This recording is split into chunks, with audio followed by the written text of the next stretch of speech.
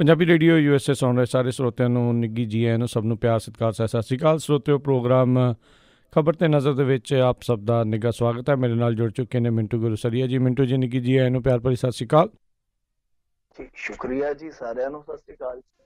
ਸਾਡੇ ਅੱਜ ਦੇ ਪ੍ਰੋਗਰਾਮ ਨੂੰ ਸਪਾਂਸਰ ਕਰਦੇ ਨੇ ਖਾਲਸਾ ਇੰਸ਼ੋਰੈਂਸ ਏਜੰਸੀ ਵਾਲੇ, ਜਿਨ੍ਹਾਂ ਦੇ ਕੋਲੋਂ ਤੁਸੀਂ ਹਰ ਇੱਕ ਤਰੀਕੇ ਦੀ ਇੰਸ਼ੋਰੈਂਸ ਕਰਵਾ ਸਕਦੇ ਹੋ। ਪੂਰੇ ਅਮਰੀਕਾ ਭਰ ਦੇ ਵਿੱਚ ਇੰਸ਼ੋਰੈਂਸ ਕਰਦੇ ਨੇ। ਹੋਰ ਜਾਣਕਾਰੀ ਲਈ ਇਹਨਾਂ ਨੂੰ ਕਾਲ ਕਰੋ 408-272-2500 ਦੇ ਉੱਤੇ। ਨਾਲ ਹੀ Krishan Dhanota university, Satpal Singh Tracy, Jassi Gill Bakersfield ਵਾਲੇ, Major Singh Fresno, GN tyre and lube, ਜਿਨ੍ਹਾਂ ਕੋਲ ਤੁਸੀਂ truck wash, oil change, air brake ਦਾ ਕੰਮ ਕਰਵਾ ਸਕਦੇ ਹੋ। ਨਵੇਂ ਪੁਰਾਣੇ ਟਾਇਰ ਖਰੀਦ ਸਕਦੇ ਹੋ। ਸੈਂਟਾਨੈਲਾ ਮਡੇਰਾ 'ਚ ਲੋਕੇਸ਼ਨ ਨੇ। ਕਾਲ ਨਿੰਮਾ ਸਹੋਤਾ 209-277-0113। ਨਾਲ ਹੀ Chicago pizza with the twist, ਜਿਨ੍ਹਾਂ ਕੋਲ ਹਰ ਤਰ੍ਹਾਂ ਦਾ veg, non veg, Indian style pizza order ਕਰ ਸਕਦੇ ਹੋ। ਪੀਜ਼ਾ ਆਰਡਰ ਕਰਨ ਦੇ ਲਈ ਲੋਕੇਸ਼ਨ ਦੀ ਜਾਣਕਾਰੀ ਲਈ ਵੈਬਸਾਈਟ ਵਿਜ਼ਿਟ ਕਰੋ chicagopizzatwist.com। 15% ਡਿਸਕਾਊਂਟ ਲਈ ਕੂਪਨ ਕੋਡ 1313 ਇਸਤੇਮਾਲ ਕਰੋ। West cost truck driving school ਵਾਲੇ, ਜਿਹੜੇ ਕਿ ਤੁਹਾਨੂੰ ਟਰੱਕ ਦਾ ਲਾਇਸੈਂਸ ਲੈਣ ਦੇ ਵਿੱਚ ਸਹਾਇਤਾ ਕਰਦੇ ਨੇ, ਉਸ ਦੇ ਬਾਰੇ ਜਾਣਕਾਰੀ ਲਈ ਕਾਲ ਅਜੀਤ ਅਟਵਾਲ 559-374-4541 ਦੇ ਉੱਤੇ। ਇਹਨਾਂ ਸਾਰਿਆਂ ਦਾ ਬਹੁਤ ਬਹੁਤ ਧੰਨਵਾਦ। ਜੇਕਰ ਤੁਸੀਂ ਜਾਂ ਕੋਈ ਹੋਰ ਕਾਰੋਬਾਰ ਇਸ ਪ੍ਰੋਗਰਾਮ ਨੂੰ ਸਪਾਂਸਰ ਕਰਨਾ ਚਾਹੁੰਦੇ ਹੋ, ਸੰਪਰਕ ਕਰੋ ਨੰਬਰ 408-722-7698 ਦੇ ਉੱਤੇ। ਗੱਲਬਾਤ ਦਾ ਸਿਲਸਿਲਾ ਮਿੰਟੂ ਜੀ ਸ਼ੁਰੂ ਕਰੀਏ। ਕਹਿੰਦੇ ਮਮਤਾ ਵਰਸਿਸ ਮੋਦੀ ਜਿਹੜਾ ਸ਼ਿਲਾਂਗ ਦੇ ਵਿੱਚ CBI ਦੇ ਸਾਹਮਣੇ ਪੇਸ਼ ਹੋਣ, Calcutta police commissioner supreme court ਦਾ ਹੁਕਮ। ਦੇਖੋ, ਇਹ ਅੱਜ ਸੁਣਵਾਈ ਸੀਗੀ ਸੁਪਰੀਮ ਕੋਰਟ ਦੇ ਵਿੱਚ, ਕਿਉਂਕਿ CBI ਚਲੇ ਗਈ ਸੀਗੀ ਮਮਤਾ ਬੈਨਰਜੀ ਦੇ ਪੁਲਿਸ ਅਫਸਰ ਵਿਰੁੱਧ ਸੁਪਰੀਮ ਕੋਰਟ 'ਚ। ਤਾਂ ਅੱਜ ਜਿਹੜੀ ਸੁਣਵਾਈ ਹੋਈ ਆ, ਸੁਣਵਾਈ ਦੇ ਵਿੱਚ ਸੁਪਰੀਮ ਕੋਰਟ ਨੇ ਇੱਕ ਹੁਕਮ ਲਾਇਆ ਰਾਜੀਵ ਕੁਮਾਰ ਨੂੰ ਕਿ ਭਾਈ ਤੈਨੂੰ ਪੇਸ਼ ਹੋਣਾ ਪੈਣਾ, ਤੈਨੂੰ ਪੁੱਛਗਿੱਛ ਦੇ ਵਿੱਚ ਸ਼ਾਮਲ ਹੋਣਾ ਪਊਗਾ।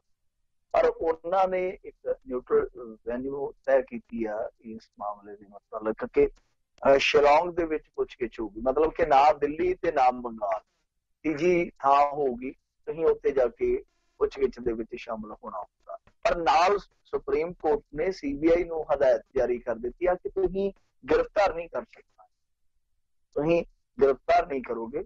ਸੋ ਇਸ ਤਰ੍ਹਾਂ ਰਲਿਆ ਮਿਲਿਆ ਜਿਹਾ ਇੱਕ ਫੈਸਲਾ ਆਇਆ, ਜਿਹਦੇ ਵਿੱਚ ਹੁਣ ਮਮਤਾ ਬੈਨਰਜੀ ਕਹਿੰਦੀ ਹੈ ਕਿ ਸਾਡੀ ਜਿੱਤ ਹੋਈ ਆ, ਪਰ ਦੂਸਰੇ ਪਾਸੇ ਭਾਰਤੀ ਜਨਤਾ ਪਾਰਟੀ ਵਾਲੇ ਕਹਿੰਦੇ ਆ ਕਿ ਸਾਡੀ ਜਿੱਤ ਹੋਈ। ਜਿੱਤ ਨੂੰ ਲੈ ਕੇ ਇਹ ਦੋਨੇ ਆ ਜਿਹੜੇ ਲੜਦੇ ਪਏ ਆ। ਪਰ ਇਹ ਮਾਮਲਾ ਜਿਹੜਾ ਉਹ ਲੱਗਦਾ ਨਹੀਂ ਹੈ ਕਿ ਇੱਥੋਂ ਤੱਕ ਸਿਮਟੂਗਾ। ਇਹਦਾ ਰਫੜ ਹਾਲੇ ਖਿਲਰਨਾ, ਕਿਉਂਕਿ ਰਾਜੀਵ ਕੁਮਾਰ ਪੁੱਛਗਿੱਛ ਦੇ ਵਿੱਚ ਜੇ ਸ਼ਾਮਲ ਹੁੰਦਾ ਤਾਂ ਜਾਂਚ ਪੜਤਾਲ ਜਿਹੜੀ ਅੱਗੇ ਵਧੂਗੀ। ਕਿਉਂਕਿ ਲਗਾਤਾਰ CBI ਇੱਕੋ ਗੱਲ ਕਹਿੰਦੀ ਪਈ ਆ ਕਿ ਜਿਹੜਾ ਰਾਜੀਵ ਕੁਮਾਰ ਹੈ, ਜਿਹਨੂੰ ਬਚਾਉਣ ਦਾ ਯਤਨ ਕੀਤਾ ਜਾ ਰਿਹਾ ਮਮਤਾ ਬੈਨਰਜੀ ਵੱਲੋਂ, ਅਸਲ ਦੇ ਵਿੱਚ ਉਸ ਬੰਦੇ ਨੇ SIT ਦੀ ਅਗਵਾਈ ਕੀਤੀ ਸੀ। SIT ਦੀ ਜਿਹੜੀ ਅਗਵਾਈ ਸੀ, ਮੁੱਢਲੀ ਜਾਂਚ ਪੜਤਾਲ ਹੋਈ, ਉਹਦੇ ਵਿੱਚ ਜਿਹੜੇ ਸਬੂਤ ਇਕੱਤਰ ਕੀਤੇ ਗਏ ਸੀ, ਉਹ ਸਬੂਤ ਕਿਤੇ ਨਾ ਕਿਤੇ ਇਹਨਾਂ ਨੇ ਪ੍ਰਭਾਵਿਤ ਕੀਤੇ। ਜਦੋਂ CBI ਕੋਰਟ 'ਚ ਇਹ ਗੱਲ ਕਹਿੰਦੀ ਹੈ ਤੇ ਇਹਦਾ ਮਤਲਬ ਕਿ ਜਾਂਚ ਪੜਤਾਲ ਅੱਗੇ ਤੋਰੂ। ਕੁੱਲ ਮਿਲਾ ਕੇ ਮੁੱਦਾ ਜਿਹੜਾ ਉਹ ਮਮਤਾ ਵਰਸਸ ਮੋਦੀ ਜਿੱਦਾਂ ਹੁਣ ਤੁਸੀਂ ਬੋਲਿਆ, ਪਰ ਮੈਨੂੰ ਲੱਗਦਾ ਕਿ ਜ਼ਿਆਦਾ ਹਾਈਪ ਇਹਨੂੰ ਇਸ ਕਰਕੇ ਦਿੱਤੀ ਜਾ ਰਹੀ ਆ, ਪ੍ਰਿਯੰਕਾ ਗਾਂਧੀ ਦਾ ਜਿਹੜਾ ਇੱਕ ਇੰਪੈਕਟ ਸੀਗਾ ਸ਼ਾਇਦ ਉਹਦੀ ਕਾਟ ਵਜੇ, ਕਿਉਂਕਿ ਜਿਸ ਤਰੀਕੇ ਨਾਲ ਮੋਦੀ ਮੀਡੀਆ ਚੁੱਕਦਾ ਪਿਆ ਵਰਸਸ ਲੱਗਦਾ ਉਹੀ ਆ ਕਿ ਜਿੱਦਾਂ ਥੋੜਾ ਜਿਹਾ ਵਧਾਵਾ ਵੀ ਦਿੱਤਾ ਜਾ ਰਿਹਾ ਕਿ ਪ੍ਰਿਯੰਕਾ ਗਾਂਧੀ ਵਾਲਾ ਪਰਛਾਵਾਂ ਜਿਹੜਾ ਛੋਟਾ ਪਿਆ। ਜੀ ਅਗਲੀ ਗੱਲ ਕਰਦੇ ਹਾਂ। EVM ਦੇ ਉੱਤੇ ਵਿਰੋਧੀ ਧਿਰਾਂ ਹੋਈਆਂ ਨੇ ਸਹਿਮਤ। ਦੇਖੋ, EVM ਦਾ ਰੇਟ ਜਿਹੜਾ ਉਹ ਇੱਕ ਤਰ੍ਹਾਂ ਕਹਿ ਲਈਏ ਕਿ ਵਕਤੀ ਤੌਰ ਤੇ ਨਿਬੜ ਗਿਆ। ਜੇ ਆਪਾਂ ਕਹੀਏ ਕਿ ਪੱਕੇ ਤੌਰ ਤੇ ਨਿਬੇੜਾ ਹੋ ਗਿਆ, ਪੱਕੇ ਤੌਰ ਤੇ ਨਹੀਂ ਕਹਿ ਸਕਦੇ ਆਪਾਂ, ਕਿਉਂਕਿ ਜਿਹੜੀ ਧਿਰ ਹਾਰ ਜਾਂਦੀ ਆ ਉਹਦਾ ਠੀਕਰਾ ਜਿਹੜਾ ਉਹ ਹਮੇਸ਼ਾ ਫਿਰ EVM ਤੇ ਹੀ ਭੱਜਦਾ। ਤਾਂ ਇਸ ਮਾਮਲੇ ਦੇ ਵਿੱਚ ਤੁਹਾਨੂੰ ਪਤਾ ਹੀ ਹੈ ਕਿ ਅੱਗੇ ਰਫੜਬਾਜ਼ੀ ਬਹੁਤ ਹੋਈ ਆ। ਤਾਂ ਹੁਣ ਕੱਲ ਫੇਰ ਵਿਰੋਧੀ ਧਿਰਾਂ ਇਕੱਤਰ ਹੋ ਕੇ ਚੋਣ ਕਮਿਸ਼ਨ ਦੇ ਪਾਸ ਗਈਆਂ ਸੀ। ਫਿਰ ਉਹਨਾਂ ਨੇ ਸ਼ਾਇਦ ਸਮਝਾਇਆ ਤੇ ਸਮਝ ਵੀ ਗਏ, ਜਾਂ ਇਹਨਾਂ ਨੇ ਆਪ ਹੀ ਇਹ ਗੱਲ ਜਿਹੜੀ ਮੰਨ ਲਈ ਆ। ਕਹਿੰਦੇ ਕਿ ਦੇਖੋ, ਸਮਾਂ ਬਹੁਤ ਘੱਟ ਰਹਿ ਗਿਆ ਇਲੈਕਸ਼ਨ ਦੇ ਵਿੱਚ, ਹੁਣ ਦੂਸਰਾ ਆਪਸ਼ਨ ਯੂਜ਼ ਕਰਨਾ ਬਹੁਤ ਔਖਾ ਕੰਮ ਆ। ਤੇ ਇਸ ਕਰਕੇ ਇਹ ਜਿਹੜੀਆਂ EVM ਮਸ਼ੀਨਾਂ ਨੇ, ਇਹਨਾਂ ਤੇ ਭਰੋਸਾ ਜਤਾਇਆ ਜਾਵੇ। ਪਰ ਇਹਦੇ ਵਿੱਚ ਸਾਡੀ ਮੰਗ ਜਿਹੜੀ ਆ ਉਹ ਇਹ ਪ੍ਰਵਾਨ ਕਰ ਲਈ ਜਾਵੇ ਕਿ ਜਿਹੜੀਆਂ VVPAT ਦੀਆਂ ਪਰਚੀਆਂ ਨੇ ਉਹ 50% ਮਿਲਾ ਲਈਆਂ ਜਾਣ। VVPAT ਬਹੁਤ ਸਾਰੇ NRI ਨਾ ਜਾਣਦੇ ਹੋਣ, ਜਿਨ੍ਹਾਂ ਨੇ ਲੰਬੇ ਸਮੇਂ ਤੋਂ ਵੋਟ ਨਹੀਂ ਪਾਈ, ਤਾਂ ਉਹ EVM ਦੇ ਨਾਲ ਹੀ ਇੱਕ ਹੋਰ ਮਸ਼ੀਨ ਲੱਗਦੀ ਆ, VVPAT ਮਸ਼ੀਨ ਜਿਹਨੂੰ ਕਹਿੰਦੇ ਆ। ਉਹ ਜਿਹਨੂੰ ਤੁਸੀਂ ਵੋਟ ਪਾਉਂਦੇ ਆ ਉੱਥੇ ਪਹਿਲਾਂ ਕਨਫਰਮ ਹੁੰਦਾ, ਫਿਰ ਉਸ ਤੋਂ ਬਾਅਦ ਇੱਕ ਪਰਚੀ ਆਟੋਮੈਟਿਕਲੀ ਉੱਥੇ ਬਕਸਾ ਲੱਗਾ ਹੁੰਦਾ, ਉਹਦੇ ਵਿੱਚ ਜਾ ਕੇ ਡਿੱਗ ਪੈਂਦੀ ਹੈ। ਤਾਂ ਜਿੰਨੀ ਹੁਣ ਪੋਲਿੰਗ ਹੋਈ ਆ ਉਨੀਆਂ ਬਰੋਬਰ ਪਰਚੀਆਂ ਡਿੱਗਣਗੀਆਂ, ਤਾਂ ਇਹਦਾ ਮਤਲਬ ਇਹ ਆ ਕਿ ਪੋਲਿੰਗ ਜਿਹੜੀ ਆ ਉਹ ਸਹੀ ਢੰਗ ਨਾਲ ਹੋਈ। ਤਾਂ ਇਹਨਾਂ ਦਾ ਕਹਿਣ ਦਾ ਮਤਲਬ ਕਿ ਵਿੱਚੋਂ ਅੱਧੀਆਂ ਪਰਚੀਆਂ ਜਿਹੜੀਆਂ ਘੱਟੋ ਘੱਟ ਜਿੰਨੀ ਪੋਲਿੰਗ ਹੋਈ ਆ, ਜਿੰਨੀਆਂ ਪਰਚੀਆਂ ਡਿੱਗੀਆਂ ਨੇ ਵੀਵੀਪੈਟ ਬਾਕਸ ਦੇ ਵਿੱਚ, ਤਾਂ ਉਹ ਅੱਧੀਆਂ ਮਿਲਾ ਲਈਆਂ ਜਾਣ, ਤਾਂ ਉਹ ਅੱਧਾ ਮਿਲਾਨ ਜਿਹੜਾ ਹੋ ਜਾਵੇ ਤਾਂ ਫਿਰ ਸਾਨੂੰ ਸਹਿਮਤੀ। ਇਸ ਬਾਬਤ ਚੋਣ ਕਮਿਸ਼ਨ ਨੇ ਕਿਹਾ ਕਿ ਦੇਖੋ ਇਸ ਮੁੱਦੇ ਤੇ ਇੱਕ ਕਮੇਟੀ ਹੈ ਜਿਹੜੀ ਗਠਿਤ ਕੀਤੀ ਗਈ ਆ, ਤੇ ਇਹਦੀ ਰਿਪੋਰਟ ਜਿਹੜੀ ਆ ਉਹ ਜਨਰਲ ਇਲੈਕਸ਼ਨ ਤੋਂ ਪਹਿਲਾਂ ਆਊਗੀ ਤੇ ਫਿਰ ਉਹਨੂੰ ਪ੍ਰਕਾਸ਼ਿਤ ਕੀਤਾ ਜਾਊਗਾ। ਇਸ ਮੁੱਦੇ ਤੇ ਇਸ ਨੁਕਤੇ ਤੇ ਸਹਿਮਤੀ ਬਣੀ। ਜੀ ਜੀ। ਮਿੰਟੂ ਜੀ, ਅਗਲੀ ਗੱਲ ਕਰਦੇ, ਕਹਿੰਦੇ ਉਮਰਾ ਨੰਗਲ ਦੀਆਂ ਮੁਸ਼ਕਲਾਂ ਵਿੱਚ ਹੋ ਸਕਦਾ ਹੈ ਵਾਧਾ। ਦੇਖੋ ਉਮਰਾ ਨੰਗਲ ਦੀਆਂ ਮੁਸ਼ਕਲਾਂ 'ਚ ਵਾਧਾ ਹੋ ਸਕਦਾ ਕਿ ਇੱਕ ਪੁਰਾਣਾ ਕੇਸ ਆ ਜਿਹਦੇ ਵਿੱਚ ਹੁਣ ਪੰਜਾਬ ਹਰਿਆਣਾ ਹਾਈ ਕੋਰਟ ਨੇ CBI ਨੂੰ ਨੋਟਿਸ ਜਾਰੀ ਕਰ ਦਿੱਤਾ। ਅਸਲ ਦੇ ਵਿੱਚ ਇਹ ਮਾਮਲਾ ਜਿਹੜਾ ਉਹ 1994 ਦਾ ਦੱਸਦੇ ਆ ਕਿ 2013 ਵਿੱਚ ਇੱਕ ਪਰਿਵਾਰ ਨੇ ਪਟੀਸ਼ਨ ਪਾਈ ਸੀ ਜਿਹਦੇ ਵਿੱਚ ਗੁਰਨਾਮ ਸਿੰਘ ਮੰਡਾਲਾ ਫੇਕ ਐਨਕਾਊਂਟਰ ਹੈ ਜਿਹੜਾ ਉਹ ਲਿਆਂਦਾ ਗਿਆ ਸੀਗਾ ਸਾਹਮਣੇ ਹਾਈ ਕੋਰਟ। ਤਾਂ ਉਹਦੇ ਵਿੱਚ ਜਿਹੜਾ ਪੀੜਤ ਪਰਿਵਾਰ ਸੀਗਾ ਉਹਨਾਂ ਨੇ CBI ਇਨਵੈਸਟੀਗੇਸ਼ਨ ਦੀ ਮੰਗ ਰੱਖੀ ਸੀ। ਤਾਂ ਕੋਰਟ ਨੇ ਹੁਣ CBI ਨੂੰ ਨੋਟਿਸ ਜਾਰੀ ਕਰ ਦਿੱਤਾ। ਜੇ ਮੰਨ ਲਓ ਇਹ ਇਨਕੁਆਇਰੀ ਜਿਹੜੀ ਆ CBI ਨੂੰ ਚਲੇ ਜਾਂਦੀ ਹੈ ਤੇ ਆਪਾਂ ਵੇਖੀ ਜਾਂਦੇ ਆ ਕਿ ਜਿਹੜੇ ਇਸ ਤਰ੍ਹਾਂ ਦੇ ਕੇਸ ਸੀਗੇ ਖਾਸ ਤੌਰ ਤੇ 90, 91, 92, 93, 94, 95 ਤੱਕ ਵਾਲੇ, ਉਹਨਾਂ ਵਿੱਚ CBI ਜਿਹੜੀ ਪੜਤਾਲ ਕਰਦੀ ਆ ਤਾਂ ਤਕਰੀਬਨ ਜਿਹੜੇ ਪੁਲਿਸ ਕਰਮਚਾਰੀ ਆ ਦੋਸ਼ੀ ਪਾਏ ਜਾਂਦੇ ਆ। ਬਹੁਤ ਸਾਰੇ ਫੇਕ ਐਨਕਾਊਂਟਰਾਂ 'ਚ ਸਜ਼ਾਵਾਂ ਹੋ ਰਹੀਆਂ। ਤਾਂ ਪਰਮਰਾਜ ਉਮਰਾ ਨੰਗਲ ਦੀਆਂ ਮੁਸ਼ਕਲਾਂ ਜਿਹੜੀਆਂ ਉਹ ਵੱਧ ਸਕਦੀਆਂ ਜੇ ਜਾਂਚ CBI ਕੋਲ ਚਲੇ ਜਾਂਦੀ। ਵੈਸੇ ਤੁਹਾਨੂੰ ਯਾਦ ਹੀ ਹੋਣਾ ਸੁਮੇਧ ਸਿੰਘ ਸੈਣੀ ਆ ਜਿਹੜਾ ਜਾਂ ਹੋਰ ਪੁਲਿਸ ਕਰਮਚਾਰੀ ਉਹ ਪੰਜਾਬ ਪੁਲਿਸ ਦੀ ਥਾਂ ਤੇ CBI ਤੇ ਜ਼ਿਆਦਾ ਯਕੀਨ ਕਰਦੇ ਆ। ਇਹਨਾਂ ਨੂੰ ਵੀ ਸ਼ਾਇਦ ਯਕੀਨ ਹੋਊਗਾ CBI ਜੇ ਮੰਨ ਲਓ ਜਾਂਚ ਪੜਤਾਲ ਕਰਦੀ ਹੈ ਤਾਂ ਦੁੱਧ ਦਾ ਦੁੱਧ, ਪਾਣੀ ਦਾ ਪਾਣੀ ਹੋਣ ਦੀ ਸੰਭਾਵਨਾ ਰੱਖੀ ਜਾ ਸਕਦੀ ਹੈ। ਪਰ ਦੂਜੇ ਪੱਖ ਤੋਂ ਪਰਮਰਾਜ ਉਮਰਾ ਨੰਗਲ ਲਈ ਇੱਕ ਹੋਰ ਵੀ ਮਾੜੀ ਖਬਰ ਇਹ ਕਹੀ ਜਾ ਸਕਦੀ ਆ ਕਿ ਜੋ ਬਾਈਬਲ ਦੀ ਜਾਂਚ ਪੜਤਾਲ ਚੱਲਦੀ ਪਈ ਆ ਜਿਹਦੇ ਵਿੱਚ ਕਾਫੀ ਤੇਜ਼ੀ ਦੇਖਣ ਨੂੰ ਮਿਲਦੀ ਆ, ਉਹਦੇ ਵਿੱਚ ਵੀ ਕਿਤੇ ਨਾ ਕਿਤੇ ਇਹਨੂੰ ਸਿਆਪਾ ਅੱਗੇ ਜਾ ਕੇ ਪੈ ਸਕਦਾ, ਕਿਉਂਕਿ ਦੱਸਦੇ ਆ ਕਿ ਉਸ ਸਮੇਂ ਡਿਊਟੀ ਇਹਦੀ ਕਿਸੇ ਹੋਰ ਜ਼ਿਲ੍ਹੇ ਦੇ ਵਿੱਚ ਸੀ ਜਦ ਕਿ ਪਾਉਂਦਾ ਕਿਤੇ ਹੋਰ ਫਸਦਾ। ਤਾਂ ਉਹ ਇੱਕ ਪੇਚ ਜਿਹੜਾ ਉਹ ਅਲੱਗ ਫਸਦਾ। ਪਰ ਜੇ ਮੰਨ ਲਓ ਫੇਕ ਐਨਕਾਊਂਟਰ ਵਾਲੀ ਜਿਹੜੀ ਇਨਵੈਸਟੀਗੇਸ਼ਨ ਖੁੱਲਦੀ ਹੈ ਤੇ ਉਸ ਤੋਂ ਬਾਅਦ ਰਿਪੋਰਟ ਉਲਟ ਆਉਂਦੀ ਹੈ ਤੇ ਪੁਲਿਸ ਅਫਸਰ ਦੀਆਂ ਮੁਸ਼ਕਲਾਂ ਜ਼ਰੂਰ ਵਾਧਾ ਹੋਇਆ। ਜੀ ਜੀ ਜੀ। ਅਗਲੀ ਗੱਲ ਕਰਦੇ ਹਾਂ ਮਿੰਟੂ ਜੀ, ਵੀ ਕਹਿੰਦੇ ਬਜਟ ਤੇ ਬਹਿਸ ਹੋਵੇਗੀ ਇੱਕੋ ਦਿਨ। ਦੇਖੋ ਬਜਟ ਦਾ ਜਿਹੜਾ ਸੈਸ਼ਨ ਆ ਉਹ ਇਹਨਾਂ ਨੇ ਰੱਖਿਆ 12 ਤਰੀਕ ਤੋਂ। ਉਹਦੇ ਵਿੱਚ ਦੇਖੋ 8 ਬੈਠਕਾਂ ਹੋਣੀਆਂ ਨੇ ਟੋਟਲ, ਜਿਹੜਾ ਇਹਨਾਂ ਨੇ ਸ਼ਡਿਊਲ ਜਾਰੀ ਕੀਤਾ ਜੋ ਰਾਜਪਾਲ ਨੇ ਪ੍ਰਵਾਨ ਕੀਤਾ। ਉਹਦੇ ਵਿੱਚ ਹੁਣ 8 ਬੈਠਕਾਂ 'ਚ ਸਿਰਫ ਇੱਕੋ ਦਿਨ ਹੀ ਬਜਟ ਤੇ ਬਹਿਸ ਹੋਣੀ, ਯਾਨੀ ਬਜਟ ਜਿਹੜਾ ਪੇਸ਼ ਕੀਤਾ ਜਾਣਾ ਸਟੇਟ ਦਾ ਜਿਹੜਾ ਬਜਟ ਹੋਏਗਾ ਸਾਡਾ, ਉਹਦੇ ਤੇ ਜਿਹੜੀ ਬਹਿਸ ਹੋਣੀ ਆ ਉਹਦੇ ਲਈ ਸਿਰਫ ਤੇ ਸਿਰਫ ਇੱਕੋ ਦਿਨ ਰੱਖਿਆ ਗਿਆ। ਸ਼ਡਿਊਲ ਜਿਹੜਾ ਪ੍ਰਵਾਨ ਕੀਤਾ ਰਾਜਪਾਲ ਦਾ, ਤਾਂ ਉਹਦੇ ਵਿੱਚ 12 ਫਰਵਰੀ ਨੂੰ ਸਵੇਰੇ ਰਾਜਪਾਲ ਦੇ ਭਾਸ਼ਣ ਨਾਲ ਸੈਸ਼ਨ ਦੀ ਸ਼ੁਰੂਆਤ ਹੋਣੀ ਆ ਤੇ ਇਸੇ ਦਰਮਿਆਨ ਬਾਅਦ ਦੁਪਹਿਰ ਬੈਠਕ 'ਚ ਵਿਛੜੀਆਂ ਰੂਹਾਂ ਨੂੰ ਸ਼ਰਧਾਂਜਲੀ ਭੇਂਟ ਕੀਤੀ ਜਾਊ। ਯਾਨੀ ਇੱਕ ਦਿਨ ਇੱਧਰ ਗਿਆ। 13 ਫਰਵਰੀ ਸਵੇਰੇ ਰਾਜਪਾਲ ਦੇ ਭਾਸ਼ਣ ਤੇ ਬਹਿਸ ਸ਼ੁਰੂ ਹੋਏਗੀ ਤੇ 14 ਫਰਵਰੀ ਨੂੰ ਗੈਰ ਸਰਕਾਰੀ ਕੰਮ, 15 ਫਰਵਰੀ ਸਵੇਰ ਦੇ ਸੈਸ਼ਨ 'ਚ ਰਾਜਪਾਲ ਦੇ ਭਾਸ਼ਣ ਤੇ ਬਹਿਸ ਮੁਕੰਮਲ ਕੀਤੀ ਜਾਊਗੀ। 16 ਤੇ 17 ਨੂੰ ਫਿਰ ਆ ਗਈ ਛੁੱਟੀ। 18 ਫਰਵਰੀ ਨੂੰ ਬਜਟ ਪੇਸ਼ ਕਰਨ ਤੋਂ ਬਾਅਦ 19 ਫਰਵਰੀ ਨੂੰ ਛੁੱਟੀ ਹੋਊਗੀ ਤਾਂ 20 ਫਰਵਰੀ ਨੂੰ ਸਵੇਰ ਦੀ ਬੈਠਕ 'ਚ ਬਜਟ ਤੇ ਬਹਿਸ ਸ਼ੁਰੂ। ਮਤਲਬ 3 ਛੁੱਟੀਆਂ ਆ ਗਈਆਂ 8 ਦਿਨਾਂ ਦੇ ਵਿੱਚ, ਔਰ ਬਾਕੀ ਦੂਸਰਾ ਕੰਮਕਾਰ ਰਸਮੀ ਕੰਮਕਾਰ ਹੋ ਗਿਆ। ਬਜਟ ਤੇ ਬਹਿਸ ਜਿਹੜੀ ਬਣਦੀ ਆ ਉਹ ਇੱਕੋ ਦਿਨ ਦੀ ਬਣਦੀ। ਇਹ ਵੀ ਸੈਸ਼ਨ ਹੈ ਜਿਹੜਾ ਉਹ ਬੜਾ ਉਗੜਿਆ ਜਿਹਾ ਸੈਸ਼ਨ ਹੈ। ਖਾਸ ਤੌਰ ਤੇ ਬਜਟ ਤੇ ਬਹਿਸ ਜਿਹੜੀ ਆ ਉਹ ਖੁੱਲੀ ਹੋਣੀ ਚਾਹੀਦੀ ਆ। ਪਰ ਕਿਉਂਕਿ ਖੁਦ ਕੈਪਟਨ ਅਮਰਿੰਦਰ ਸਿੰਘ ਪਿਛਲੀ ਦਫਾ ਕਹਿ ਚੁੱਕੇ ਆ ਕਿ ਸਾਡੇ ਕੋਲ ਕੰਮ ਹੀ ਹੈ ਨਹੀਂ। ਉਹਨਾਂ ਕੋਲ ਕੰਮ ਮੇਰੇ ਖਿਆਲ ਦੇ ਨਾਲ ਲੀਡਰਾਂ ਕੋਲ ਇੱਕੋ ਹੀ ਆ ਕਿ ਮਹੀਨੇ ਦੇ ਮਹੀਨੇ ਤੁੱਕ ਲਾ ਕੇ ਨੋਟ ਗਿਣ ਲੈਣ, ਇਹੀ ਕੰਮ ਰਹਿ ਗਿਆ। ਮੇਰੇ ਖਿਆਲ ਦੇ ਨਾਲ ਪੰਜਾਬ ਵਰਗੇ ਸੂਬੇ ਦੀ ਜਿਹਦੀ ਆਰਥਿਕਤਾ ਪਹਿਲਾਂ ਹੀ ਡਾਵਾਡੋਲ ਆ, ਬਜਟ ਤੇ ਉਹਦੀ ਭਰਵੀਂ ਬਹਿਸ ਹੋਣੀ ਚਾਹੀਦੀ ਹੈ। ਸਾਰੇ ਪੱਖਾਂ ਤੋਂ ਇਹ ਬਹਿਸ ਜਿਹੜੀ ਆ ਹੋਣੀ ਚਾਹੀਦੀ ਹੈ, ਔਰ ਇਹਦਾ ਲਾਈਵ ਵੀ ਹੋਣਾ ਚਾਹੀਦਾ, ਕਿਉਂਕਿ ਸਾਰੇ ਸਾਲ ਦੇ ਖਰਚੇ, ਆਮਦਨ, ਸਾਰਾ ਕੁਛ ਹੈ ਜਿਹੜਾ ਜੋ ਵੀ ਫਾਈਨੈਂਸ ਦੇ ਨਾਲ ਜੁੜਿਆ, ਜੋ ਵੀ ਸਾਡੀ ਆਰਥਿਕਤਾ ਦੇ ਨਾਲ ਜੁੜਿਆ, ਉਹ ਸਭ ਲੋਕਾਂ ਦੇ ਸਾਹਮਣੇ ਸ਼ੀਸ਼ੇ ਵਾਂਗੂ ਹੋਣਾ ਚਾਹੀਦਾ।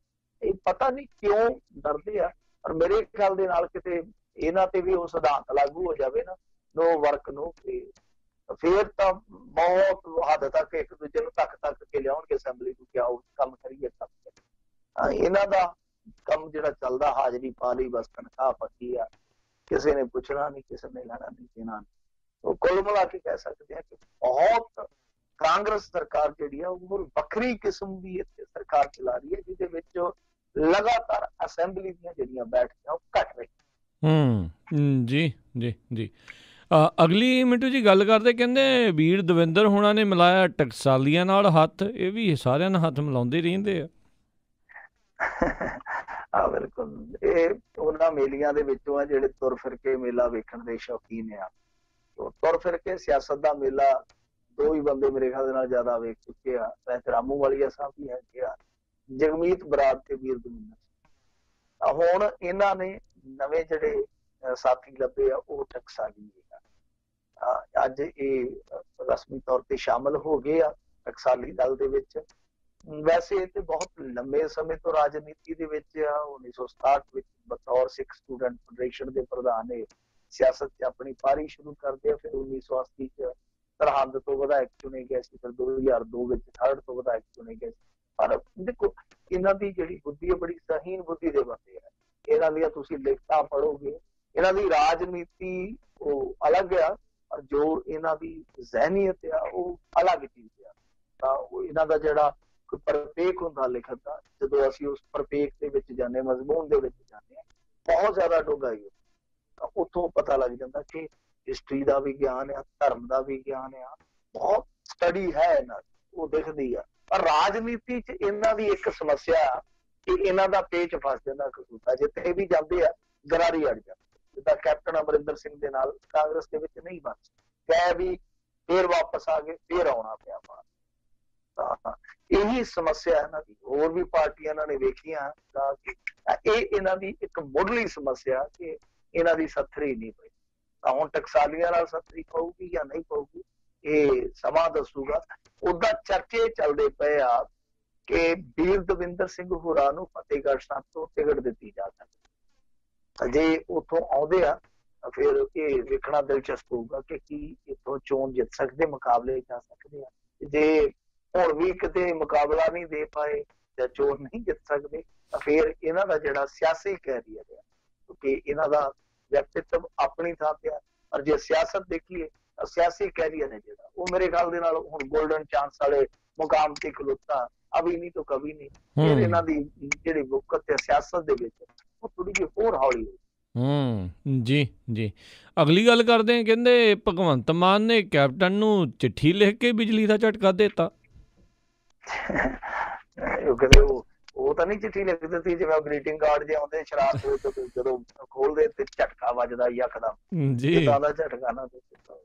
ਉਹ ਭਗਵੰਤ ਮਾਨ ਹੋਰਾਂ ਨੇ ਝਟਕਾ ਤੇ ਕੀ ਦਿੱਤਾ, ਅਸਲ ਦੇ ਵਿੱਚ ਚਿੱਠੀ ਲਿਖ ਕੇ ਇਹਨਾਂ ਨੇ ਬਿਜਲੀ ਸੰਬੰਧੀ ਝਟਕਾ ਦਿੱਤਾ ਕਿ ਪੰਜਾਬ ਦੇ ਵਿੱਚ ਬਿਜਲੀ ਦੀਆਂ ਬਹੁਤ ਜ਼ਿਆਦਾ ਦਰਾਂ ਤੇ ਹਰੇਕ ਵਰਗ ਇਸ ਚੀਜ਼ ਤੋਂ ਪਰੇਸ਼ਾਨ ਆ। ਪੈਟਰੋਲ ਡੀਜ਼ਲ ਆਲਰੇਡੀ ਤੁਹਾਨੂੰ ਪਤਾ ਹੀ ਹੈ ਕਿ ਦੇਸ਼ ਦੀਆਂ ਜਿਹੜੀਆਂ ਸਭ ਤੋਂ ਮਹਿੰਗੀਆਂ ਸਟੇਟਾਂ ਨੇ ਤੇਲ ਦੇ ਮਾਮਲੇ 'ਚ, ਉਹਨਾਂ 'ਚੋਂ ਪੰਜਾਬ ਇੱਕ ਆ। ਉਹ ਕਹਿੰਦੇ ਆ ਕਿ ਪਿਛਲੇ 2 ਸਾਲ ਦੌਰਾਨ 4 ਵਾਰ ਤੋਂ ਵੱਧ ਤੁਸੀਂ ਬਿਜਲੀ ਦੀਆਂ ਦਰਾਂ 'ਚ ਇਜ਼ਾਫਾ ਕਰ ਦਿੱਤਾ ਤੇ ਅੱਗੇ ਫਿਰ ਤੁਸੀਂ ਵਧਾਉਣ ਦੀ ਤਿਆਰੀ ਕਰਦੇ ਪਏ, ਜਦਕਿ ਬਿਜਲੀ ਗਰੀਬ ਤੋਂ ਗਰੀਬ ਕਰਦੀ ਦੀ ਜ਼ਰੂਰਤ ਹੈ। ਮੈਂ ਕਿਹਾ ਕਿ ਜੇਕਰ ਤੁਸੀਂ ਇਹਨਾਂ ਦਰਾਂ ਦੇ ਵਿੱਚ ਕਟੌਤੀ ਨਾ ਕੀਤੀ ਤੇ ਫਿਰ ਅਸੀਂ ਤੁਹਾਡੇ ਖਿਲਾਫ ਸੰਘਰਸ਼ ਵਿੱਢਾਂਗੇ। ਉਹਨਾਂ ਨੇ ਸਮਾਂ ਜਿਹੜਾ ਉਹ ਇਹਨਾਂ ਨੂੰ ਦੇ ਦਿੱਤਾ ਹੈ, ਅਲਟੀਮੇਟਮ ਦੇ ਦਿੱਤਾ ਕਿ ਭਾਈ ਜਲਦੀ ਤੋਂ ਜਲਦੀ 1 ਮਹੀਨੇ ਤੱਕ ਇਹ ਤਰ੍ਹਾਂ ਦਾ ਵਾਧਾ ਜਿਹੜਾ ਵਾਪਸ। ਤਾਂ ਮੇਰੇ ਖਿਆਲ ਦੇ ਨਾਲ ਇਹ ਮੁੱਦਾ ਜਿਹੜਾ ਆਵਾਮ ਨਾਲ ਜੁੜਿਆ ਮੁੱਦਾ, ਠੀਕ ਹੈ ਕਿ ਭਗਵੰਤ ਮਾਨ ਜਾਂ ਆਮ ਆਦਮੀ ਪਾਰਟੀ ਦੀ ਰਾਜਨੀਤੀ ਦੇ ਲੋਕ ਆਲੋਚਕ ਹੋ ਸਕਦੇ ਆ, ਸਭ ਨੂੰ ਅਧਿਕਾਰ ਹੈ ਆਪੋ ਆਪਣੀ ਰਾਏ ਰੱਖਣ ਦੇ, ਆਪੋ ਆਪਣੀ ਧਾਰਨਾ ਬਣਾਉਣ ਦੀ। ਪਰ ਇਹ ਮੁੱਦਾ ਵਾਕਈ ਬਹੁਤ ਸੰਜੀਦਾ ਮੁੱਦਾ, ਬਹੁਤ ਗੰਭੀਰ ਮੁੱਦਾ। ਮੈਂ ਤਾਂ ਕਦੇ ਕਦੇ ਵੇਖਦਾ ਕਿ ਦੇਖੋ ਪੰਜਾਬ ਦੇ ਵਿੱਚ ਬਿਜਲੀ ਚੋਰੀ ਇਸੇ ਕਰਕੇ ਨਹੀਂ ਰੁਕਦੀ ਕਿਉਂਕਿ ਬਿਜਲੀ ਦੀ ਜਿਹੜੀ ਖਪਤ ਆ ਤਾਂ ਜੋ ਉਹਦਾ ਚਾਰਜ ਆ ਉਹ ਬਹੁਤ ਜ਼ਿਆਦਾ ਫਰਕ ਆ। ਬਿਜਲੀ ਦੀ ਖਪਤ ਜਿਹੜੀ ਉਹ ਆਮ ਖਪਤ ਆ, ਹਰੇਕ ਕਰਦੀ ਆ, ਪਰ ਜੋ ਬਦਲੇ ਦੇ ਵਿੱਚ ਉਹਨਾਂ ਨੂੰ ਪੇ ਕਰਨਾ ਪੈਂਦਾ ਬਹੁਤ ਜ਼ਿਆਦਾ। ਹਰੇਕ ਬੰਦੇ ਦਾ, ਚਾਹੇ ਵੱਡਾ ਤਾਂ ਵੱਡਾ, ਚਾਹੇ ਛੋਟਾ ਤਾਂ ਛੋਟਾ, ਉਹ ਇਹੀ ਸੋਚ ਕੇ ਚੱਲਦਾ ਕਿ ਜਿੰਨੀ ਬਚਦੀ ਹੈ ਨਾ ਬਿਜਲੀ ਬਚਾ ਲਓ, ਕਿਉਂਕਿ ਮੁੜ ਕੇ ਤੇ ਇਹਨਾਂ ਨੇ ਸ਼ੈਲ ਲਾਉਣੀ, ਬਿੱਲ ਇਹਨਾਂ ਦਾ ਭਾਰਾ ਹੋਣਾ। ਤੋ ਇਹੀ ਕਾਰਨ ਹੈ ਕਿ ਪੰਜਾਬ ਦੇ ਵਿੱਚ ਬਿਜਲੀ ਚੋਰੀ ਬਹੁਤ ਧੜੱਲੇ। ਜੇ ਇਹੀ ਰੀਜ਼ਨੇਬਲ ਰੇਟ ਹੋਣ, ਮੇਰੇ ਖਿਆਲ ਦੇ ਨਾਲ ਕਿਸੇ ਨੂੰ ਜੀ ਨਹੀਂ ਕਰਦਾ ਕਿਸੇ ਦਾ ਚੋਰੀ ਕਰਨ ਨੂੰ, ਕਿਸੇ ਦਾ ਕੁੰਡੀ ਪਾਉਣ ਨਾਲੇ ਬੇਇੱਜ਼ਤੀ ਕਰਾਈ। ਇਹ ਇੱਕ ਸਮੱਸਿਆ ਹੈ। ਭਗਵੰਤ ਮਾਨ ਉਹਨਾਂ ਨੇ ਮੁੱਦਾ ਤੇ ਚੁੱਕਿਆ, ਮੁੱਦੇ ਤਾਂ ਵੈਸੇ ਇਹਨਾਂ ਨੇ ਬਹੁਤ ਚੁੱਕੇ ਆ। ਸਰਕਾਰੀ ਸਕੂਲਾਂ ਦਾ ਜੋ ਮੰਦਾ ਹਾਲ ਹੈ ਉਹਦਾ ਮੁੱਦਾ ਵੀ ਚੁੱਕਿਆ, ਫਿਰ ਨਿੱਜੀ ਸਕੂਲਾਂ ਦੀ ਫੀਸਾਂ ਦਾ ਮਾਮਲਾ ਵੀ ਚੁੱਕਿਆ। ਮੁੱਦਾ ਚੁੱਕ ਲੈਂਦੇ ਆ ਪਰ ਚੁੱਕ ਕੇ ਸੁੱਟ ਦਿੰਦੇ ਆ, ਫਿਰ ਭੁੱਲ ਜਾਂਦੇ ਆ। ਤਾਂ ਇਹ ਇਕੱਲੀ ਖਬਰ ਵਾਸਤੇ ਮੁੱਦੇ ਨਹੀਂ ਚੁੱਕਣੇ ਚਾਹੀਦੇ। ਜੇ ਤੇ ਤੁਸੀਂ ਇਹ ਸੋਚ ਕੇ ਚੱਲਦੇ ਹੋ ਕਿ ਮੁੱਦਾ ਪਿਆ, ਪੈਂਡਿੰਗ ਪਿਆ, ਇਹਦੇ ਤੇ ਕਿਸੇ ਨੇ ਰਾਜਨੀਤੀ ਨਹੀਂ ਕੀਤੀ, ਅਸੀਂ ਕਿਉਂਕਿ ਕੈਸ਼ ਕਰ ਲਈਏ, ਤੇ ਮੁੜ ਕੇ ਫਿਰ ਕਿਉਂਕਿ ਹੁਣ ਮਹੀਨੇ ਨੂੰ ਤਾਂ ਇਲੈਕਸ਼ਨ ਜਿਹੜਾ ਚੱਲਦਾ ਹੋਊਗਾ, ਭਗਵੰਤ ਮਾਨ ਸਾਹਿਬ ਕੰਪੇਨ ਕਰਨਗੇ ਕਿ ਸਾਡੇ ਇੱਥੇ ਬਹਿਣਗੇ, ਇਹ ਵੀ ਇੱਕ ਬਹੁਤ ਵੱਡਾ ਸਵਾਲ ਹੈ। ਯਾਨੀ ਕਹਿਣ ਦਾ ਭਾਵ ਇਹ ਹੈ ਕਿ ਹੇਠਲੇ ਪੱਧਰ ਤੇ ਫਿਰ ਤੁਹਾਨੂੰ ਸੰਘਰਸ਼ ਵੀ ਵਿੱਢਣਾ ਚਾਹੀਦਾ, ਲੋਕਾਂ ਦੇ ਨਾਲ ਖੜਨਾ ਵੀ ਚਾਹੀਦਾ, ਤਾਂ ਹੀ ਲੋਕ ਤੁਹਾਡੇ ਨਾਲ ਜੁੜਨਗੇ, ਤਾਂ ਹੀ ਲੋਕ ਅੱਗੇ ਤੁਰਨਗੇ। ਸੋ ਮੁੱਦਾ ਠੀਕ ਹੈ, ਪਰ ਮੁੱਦੇ ਤੇ ਰਾਜਨੀਤੀ ਠੀਕ ਹੋਊਗੀ, ਇਹਦੀ ਮੈਂ ਕੋਈ ਗਰੰਟੀ ਨਹੀਂ ਦੇ ਸਕਦਾ। ਜੀ ਜੀ ਜੀ। ਅਗਲੀ ਜਿਹੜੀ ਗੱਲ ਕਰਦੇ ਹਾਂ, ਅਵਾਰਾ ਕੁੱਤਿਆਂ ਦੀਆਂ ਸਮੱਸਿਆ ਦਾ ਕੋਈ ਹੱਲ ਨਹੀਂ ਨਜ਼ਰ ਆ ਰਿਹਾ ਲੱਗਦਾ। ਕਹਿੰਦੇ ਕੁੱਤਿਆਂ ਨੇ ਇੱਕ ਹੋਰ ਜਵਾਕ ਖਾਧਾ। ਮੇਰੇ ਖਿਆਲ ਦੇ ਨਾਲ ਮੇਰੀ ਨਜ਼ਰ ਚੋਂ ਜਿੰਨੀ ਵੀ ਨਿਕਲੀ ਆ ਪਿਛਲੇ ਦਿਨਾਂ ਤੋਂ ਖਬਰ ਸੂਚੀ, ਉਹਦੇ ਵਿੱਚ ਤੀਸਰਾ ਮਾਮਲਾ, ਤੀਸਰਾ ਮਾਮਲਾ 8-10 ਦਿਨਾਂ ਦੇ ਵਿੱਚ ਤੀਸਰਾ ਇਹ ਕਾਂਡ ਆ।